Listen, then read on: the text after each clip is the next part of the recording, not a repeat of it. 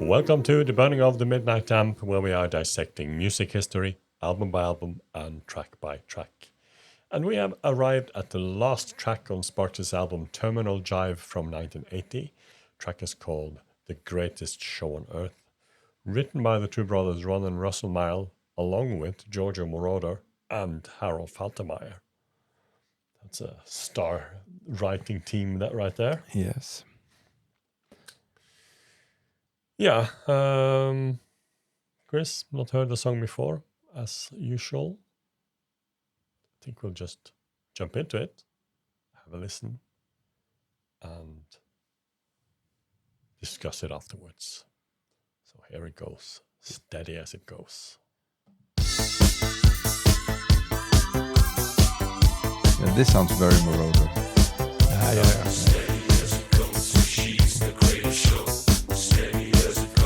Almost sounds like Yellow. Yeah, That's fine.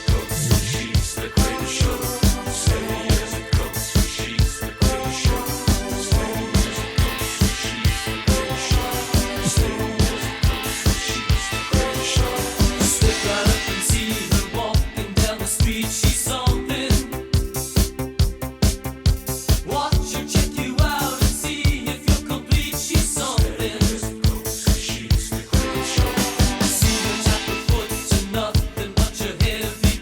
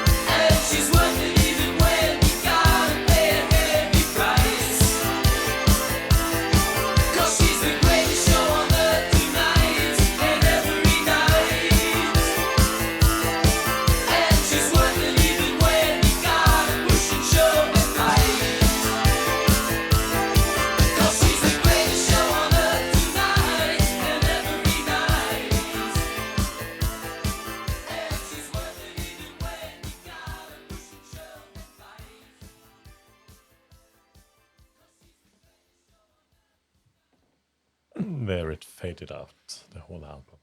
Yeah. Yeah. I think it was a solid ending to an album. I was thinking as we listen to this now that I wonder why this wasn't chosen as the second single, because it clearly, or to my ears at least, the most radio sounding, commercial sounding of the other tracks, except for the first one. Mm. And it also has, because of the propulsive bass line, probably from Moroder, it seems as the track that has most in common with the number one in Heaven album.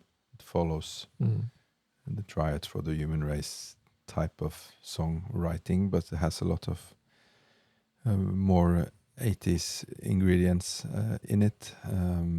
And as we've said before, this is relatively early in the 80s. It's actually recorded in 1979.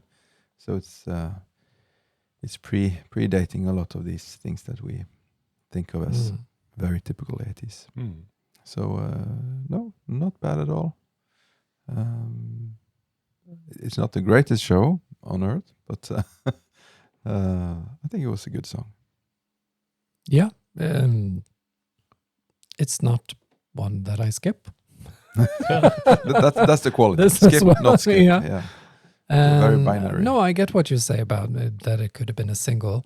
Maybe the chorus would need to be a little bit more catchy for that, but I would like it in like a single version. It goes on a bit too long for me. But it's definitely one of the more interesting tracks on the album. And yeah, it makes much more sense to put it out as a single than Young Girls. But then again, Sparks have done there's been some strange single choices here and there. True. Yeah. Yeah. Not always to their own choices, though. But yeah. No, that which is common. Yeah, I mean, yeah. it's often a label that decides that. I enjoy this track as well. I think it's a solid song. Catchy. I don't mind the chorus at all. I think the chorus is catchy here. You definitely get the Yellow vibe in the beginning. I think Yellow had started at this time, but they weren't like this. No, exactly. So maybe there are also future songs that reminds me of Yellow, actually, by Sparks. Oh, there are. Way later, but still. Not just because of the duo and the mustache. Yeah. It contributes. Yeah. No, but this is catchy, fun. It doesn't have any, I can say, weak spots. I like all parts of the song. Very driving. Maybe the song that has the biggest disco flavor to it, with its tempo, maybe a bit quicker than a regular disco tempo, but still it has a definitely more dancing feel maybe than some of the other tracks we've heard so far. Also, it has this fun name reference with the four tops, mop tops, Boston Pops. Yeah. Art LeBeau, yeah.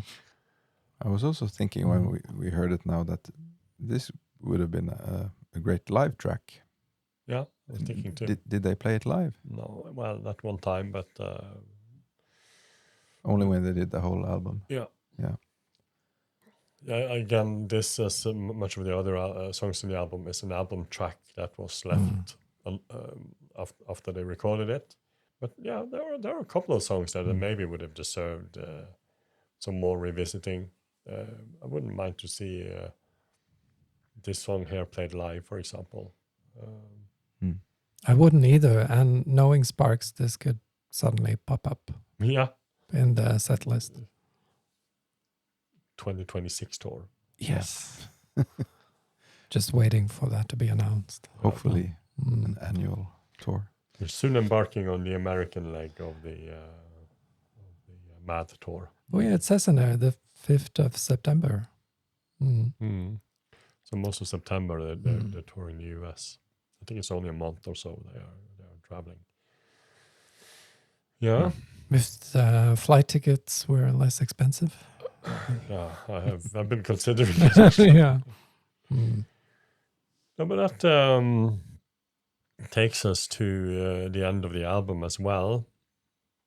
And Chris, you had mixed expectations maybe going into this based on our album history discussion in the beginning.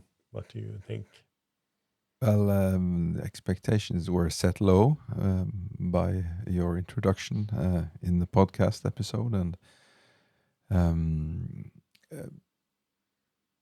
then it's not that easy to judge it because you get positively surprised.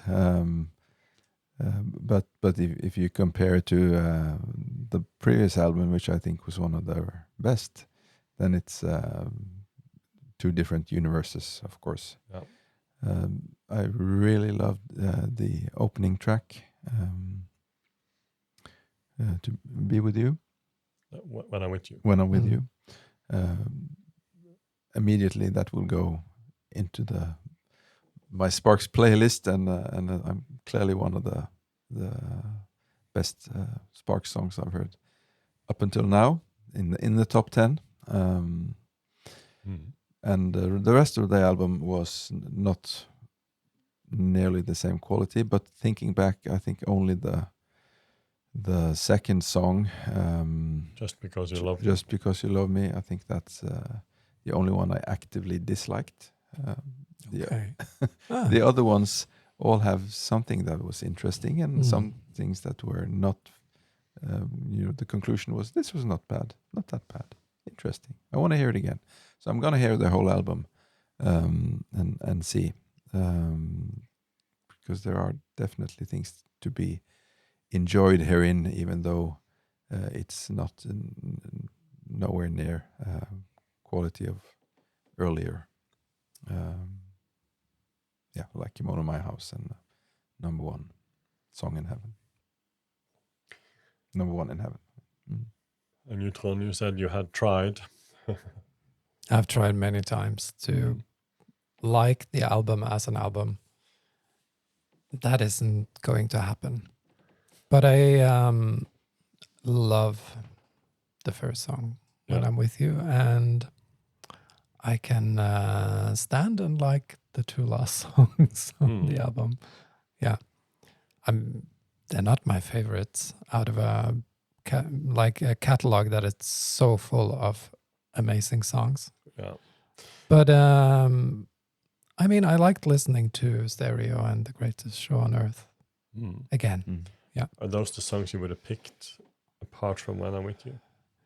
Oh, absolutely. Yeah. No doubt. No. I think might agree. As I said, I also enjoy rock and roll people in the disco world. But I definitely like the album more than you, I think. But still, I think we kind of agree on where it sort of lands in compared to the albums around it.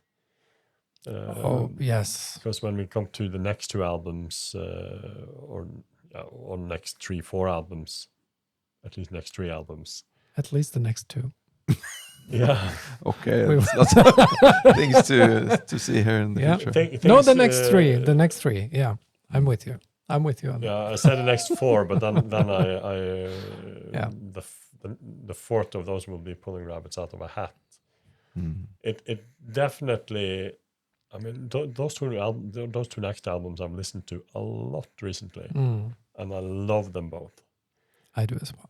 And they're such a great album. So you have this, and number one in heaven as well is such a great album. So you have this dip in the middle, and which is followed up by some really, really strong ones. So I'm really looking forward to going to those next albums as well. I do as well. I think it will be interesting with Chris because there's no Marauder on the next. Oh, it's definitely a style change. Why? You get the band back, and it's much more rock, new wave oriented. Yeah, sounds good. So will you be disappointed? No. Who knows? Well, that depends. If it's I can imagine there being songs that Chris would not necessarily celebrate, but I think also there will be songs here that he would enjoy a lot. Yeah. You know And, my ears. If I'm guessing, it might not necessarily be the same songs that Tron likes, so it will be an interesting dynamic. Knowing these together, I don't know what the Tron's opinion are on the individual songs or anything like that. But True. yeah, it's going to be interesting to see. So that's definitely albums that we will jump into as well. With Whoomp That Sucker being the next one in 1981, followed by Angst in My Pants in 1982, which is probably out of the 80s album, the most popular album. Understandably. And I think Angst in My Pants is the second most played song on Spotify, actually. Oh, Really?